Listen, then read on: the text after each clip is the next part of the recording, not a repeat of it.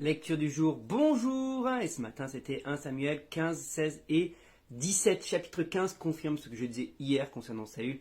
Et Saül n'a pas retenu la leçon. C'est un truc de malade. Il vient de se faire rejeter en tant que roi parce que il n'a pas écouté Samuel, qui n'a pas attendu, qu'il a désobéi et qui cherche l'approbation du peuple plutôt que celui de Dieu. Et il continue et il refait exactement la même erreur alors qu'il avait l'occasion de se racheter et de prouver que il obéissait avant toute chose à Dieu. Samuel lui donne un ordre clair, dit voilà, tu dois tuer tel roi, tu laisses personne. Et là, Saül arrive et tu es mon frère, il a capturé, tu es mon frère, le peuple a pris les meilleures brebis, etc. La catastrophe, la débandade. Et qu'est-ce qu'il répond à Samuel quand il dit mais pourquoi tu as fait ça? Il dit j'ai eu peur.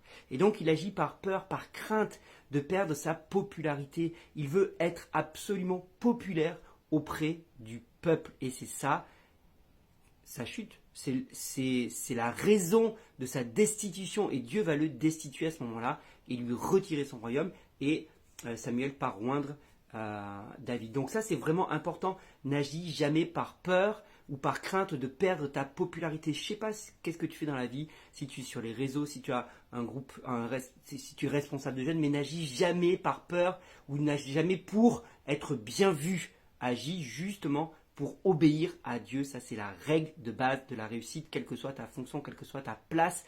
Fais tout pour obéir à Dieu, quelles qu'en soient les conséquences, même si ça ne plaît pas aux hommes, même si ce ne sont pas des décisions populaires. Choisis d'obéir à Dieu. Ça, c'est très important. La deuxième chose, on connaît tout ce passage avec Samuel qui doit oindre un nouveau roi et que Dieu envoie vers la famille de Jessé.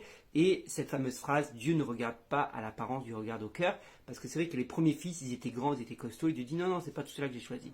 Et c'est le petit dernier, David, celui qui est encore en train de garder les brebis, qui n'est même pas là d'ailleurs ce jour-là.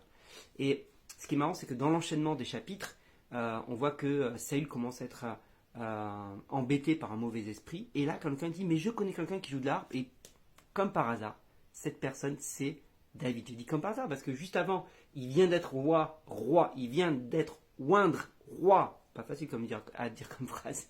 Il vient d'être oindre comme roi par Samuel. Et juste après, comme par hasard, il se retrouve à la cour du roi Saül.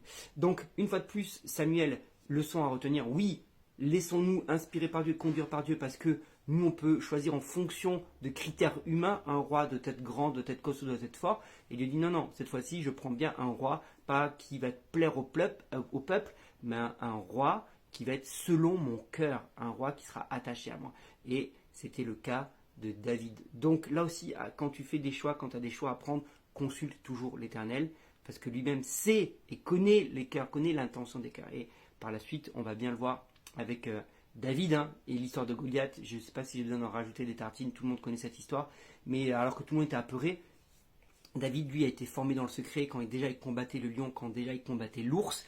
Et sache que, aussi dans nos vies, pareil, parfois on est préparé en secret, on ne le sait même pas. On fait des choses que personne ne voit. Et en réalité, c'est un temps de préparation, un temps de formation que Dieu nous donne pour affronter le Goliath, pour affronter quelque chose de plus gros, de plus concret et qui va vraiment avoir, entre guillemets, une utilité. C'était déjà utile de combattre l'ours et le lion face à sa brebis, mais ils ont pu dire, ouais, ça va, c'est juste des brebis.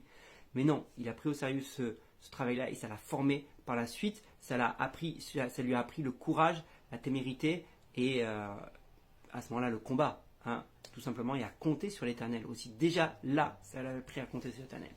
Voilà, il y a beaucoup de choses à dire, on pourrait encore développer beaucoup plus, mais je m'arrête là. Je te souhaite une bonne journée et vraiment, comme je le dis chaque matin, n'hésite pas à me dire ce que toi tu as retenu de ces passages, parce que je me régale aussi à lire vos commentaires qui sont toujours aussi enrichissants. Bonne journée.